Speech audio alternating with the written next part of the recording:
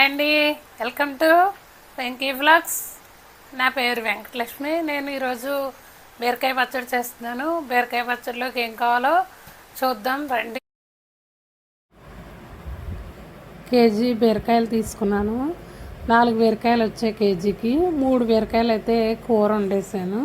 వాటి నుంచి ఆ పెచ్చులు అయితే తీసి ఉంచాను. ఒక బీరకాయ ముక్కల కింద తరుక్కున్నాను.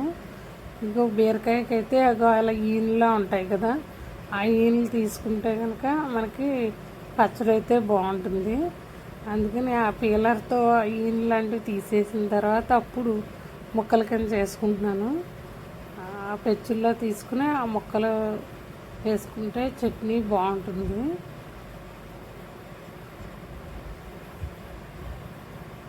చింతపండు, పచ్చిమిరకాయలు మధ్యలో కరక్కొట్టుకుని పచ్చిమిరకాయలు కూడా వేస్తాం.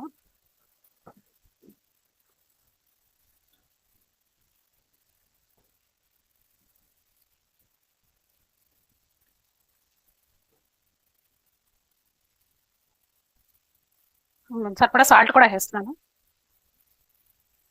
తక్కువైతే మళ్ళీ వేసుకోవచ్చు, మగ్గడానికి సరిపోతుంది.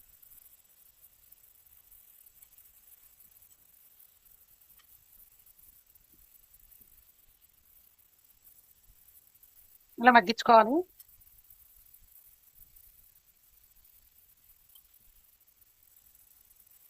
ఒక 5 నిమిషాలు ఇలా మగ్గాక అప్పుడు మనం కొంచెం వాటర్ జల్లి మూతట్టేసుకుంటే విజిల్ వస్తుంది.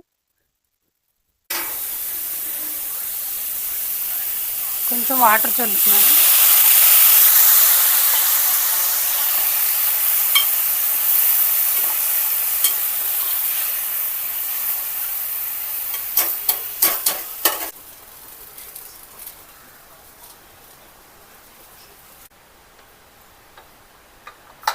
కుక్కర్ విజిల్స్ వస్తాయి, మూత వేద్దాం. ముక్కలన్నీ కూడా మగ్గిపోయాయి, పెద్దగా వాటర్ లేదు, మనం కొంచెం వాటర్ వేసాం కదా, ముక్కలు మగ్గాయి. ఇప్పుడు వీటిని మనం మిక్సీ పట్టేసుకోవాలి. ఈలోపు చల్లారుతూ ఉంటాయి. పోపు వేస్తున్నాను. పోపుకి సరిపడా ఆయిల్ వేస్తున్నాను. ఆయిల్ కాగాక అప్పుడు మనం మినపప్పు వేసుకుని జీలకర్ర, ఆవాలు, మిరపకాయలు, కొంచెం ఇంగు కూడా వేసుకోవాలి.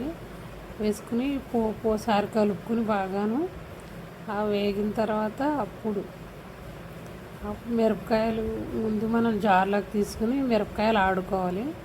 ఆడుకున్న తర్వాత ఈ పోపులో అయితే అప్పుడు ఆ వేగించిన మిక్సీ పట్టేసిన చట్నీ అయితే తీసుకొచ్చి ఆ పోపులో వేసుకోవాలి.